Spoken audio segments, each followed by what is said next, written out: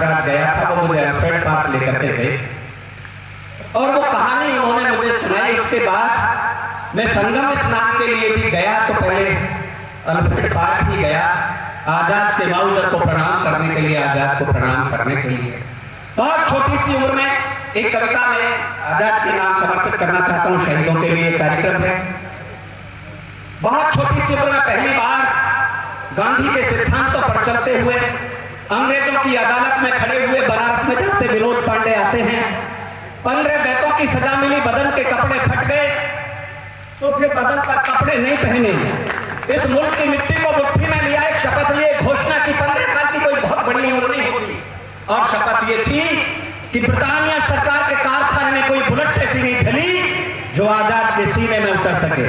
Britannia सरकार के कारखाने में कोई कंक्रीट ऐसा नहीं बना जिससे बनी जेल में आजाद को कैद रखा जा सके।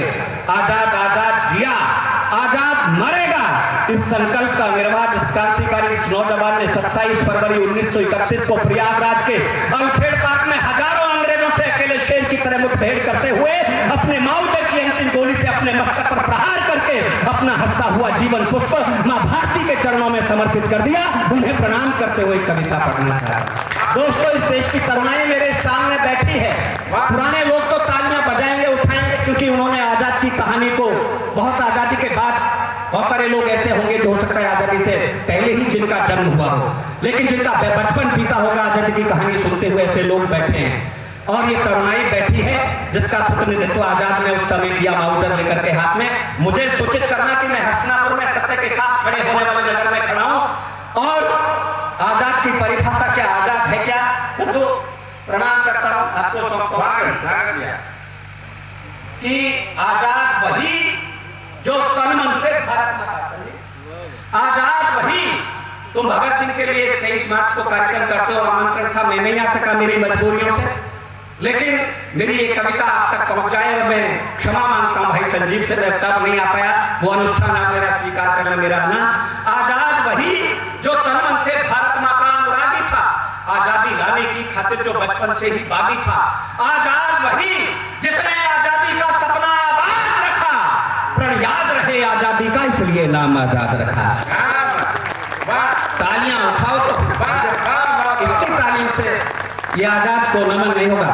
आजाद वही जो तन मन से भारत माँ का अनुरागी था, आजादी लाने की खातिर जो बचपन से ही बागी था, आजाद वही जिसने आजादी का सपना आबाद रखा, प्रण याद रहे आजादी का इसलिए नाम आजाद रखा, पर रहे पीठ पर कोड़े पर चेहरे का तेज न घटता था, भारत माँ के जय घोषों से अंबर का सीना फटता था, इस ओर बदन से लहू गिरा, उस ओर नयन भी लाल हुए, माँ के चरणों में प्रथम बार अर्पित पूजा के थाल हुए, माँ के चरणों में प्रथम बार अर्पित पूजा के थाल हुए।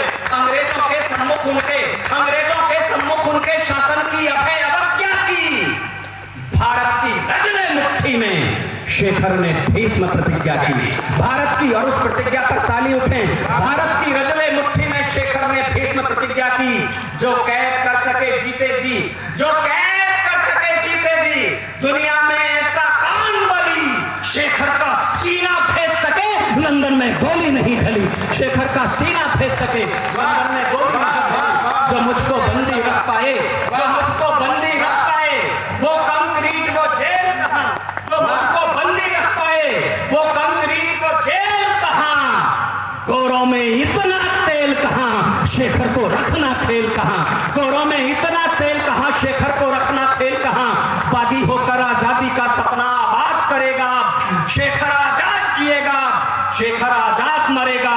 फट गए बदन के कपड़े तो शेखर ने वसन नहीं पहने, धोती जनेऊ और पिस्टल ही हो गए सदा को बस कहने, पथरीले पथ पर निकल पड़े, फूलों को छोड़ चुने कांटे, शेखर ने ब्रिटिश हुकूमत के गालों पर रोज चढ़े चाटे, मुठभेड़ यहाँ मुठभेड़ वहां, सत्ता के पांव उखाड़ दिए, गोरों के मन में फेंके और चिंता के भाले गाड़ दिए, गोरों के मन में फेंके और चिंता के भाले गाड़ दिए।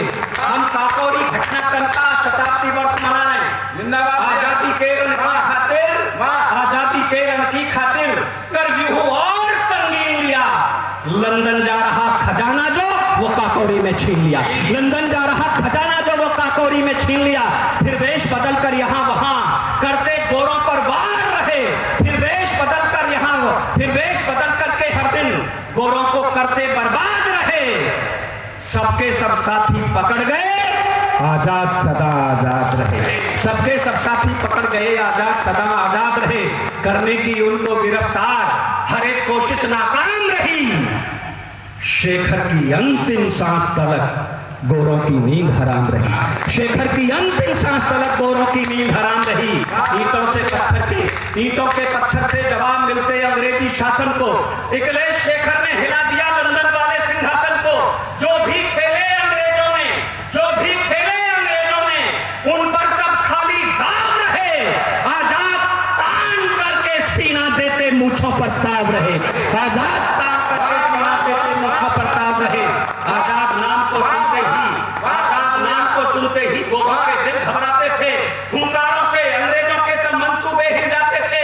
छिन गया चैन, बेचैनी थी, शेखर के सपने आते थे। सुनते हैं लंदन में गोरे सोते सोते जग जाते थे। सुनते हैं लंदन में गोरे सोते सोते जग जाते थे। जिनका कोई उपचार नहीं थे ऐसे घाव दिए शेखर। खलते थे ब्रिटिश हुकूमत को मूंछों पर ताज दिए शेखर। खलते थे ब्रिटिश हुकूमत को मूंछों पर ताज दिए शेखर। घोषित इनाम कर दिया गया, जिंदा या मुर्दा हाथ लगे। हम कभी बाहर वालों से नहीं हारे दोस्तों, जब हारे अपने लोगों से हारे।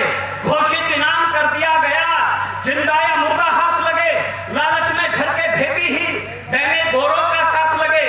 जो झुके नहीं, जो डरे नहीं अंग्रेजी अत्याचारों से। उस शेखर ने कुछ दिन काटे छुपकर घर के गद्दारों से। उस शेखर ने कुछ दिन काटे छुपकर घर के गद्दारों से। इस हालत में आजादी का सपना भी गढ़ना कठिन हुआ। गोरों से लड़ने की छोड़ो, अपनों से लड़ना कठिन हुआ। निज प्रण को पूरा करने की अब कैसे आस करें शेखर। दिखने में सब अपने ही हैं, किस पर विश्वास करें शेखर। लड़ रहा अकेला योद्धा रण, सब संगी साथी छूट गए। कुछ दूर तलक सब साथ चले, फिर ताने बाने टूट गए। दुर्भाग्य देश के भाग्य चक्र विपरीत दिशा में घूम गए।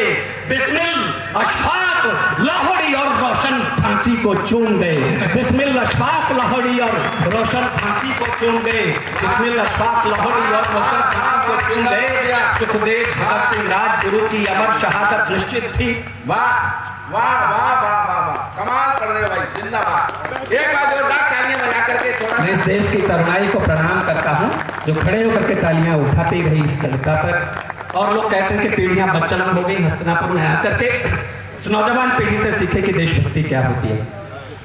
सुखदेव भगत सिंह राजगुरु की अमर शहादत निश्चित थी। आजादी के परवानों को फांसी की सजा सुनिश्चित थी। जो भी शेखर के पास बचा सब राष्ट्रदेव पर चढ़ा दिया। माँ की स्वतंत्रता के रथ को इकले ही पथ पर बढ़ा दिया। अब ना साथी थे, ना धन ही था, ना पास बहुत हथियार रहे। इस हालत में भी गोरों से वो भिड़ते बारंबार रहे। अब शेखर के आवास बने वन सघन कंदर आए गहवर। कायर मुखबिर गद्दारों से रहना था सावधान तत्पर। कितने कितने दिन शेखर को भूखे प्यासे रहना होता। सब राष्ट्रदेव की मुक्ति का उपवास समझ सहना होता। दे गया कोई तो यदा कदा खाने को कुछ पा जाते थे। पत्तों से भूख मिटाते थे, झरनों से प्यास बुझाते थे। पत्तों से भूख मिटाते थे, झरनों से प्यास बुझाते थे। वो खुले जौन के तले रहे गर्मी सर्दी बरसातों में। आकाश ओढ़ करके सोए ठंडी बर्फीली रातों में। फिर एक दिवस मन में आया किस्मत को आजमाया जाए। हथियार जुटाने की खातिर आनंद भवन जाया जाए। स्वतंत्र समर को जीवित रखने की लेकर के आस गए। भारत की मुक्ति की खातिर शेखर नेहरू के पास गए। होकर निराश लौटे शेखर अल्फ्रेड पार्क में जा पहुंचे। मुखबिरी हुई और कुछ पल में अंग्रेज वहां पर आ पहुंचे। मुखबिरी हुई और कुछ पल में अंग्रेज वहां पर आ पहुंचे। माँ के मंसूबे फूंक दिए। कुछ कायर और मक्कारों ने इस घर को आग लगा डाली। घर के ही कुछ गद्दारों ने इस घर को आग लगा डाली। घर के ही कुछ गद्दारों ने सब बता दिया अंग्रेजों को कुछ ज्यादा है हथियार नहीं। बच करके शेखर निकल सके ऐसे कोई आसार नहीं। धोखे से जाल बिछा करके उलझा चारों ने शेर लिया। कुछ मिनटों में अंग्रेजों ने अल्फ्रेड पार्क को घेर लिया।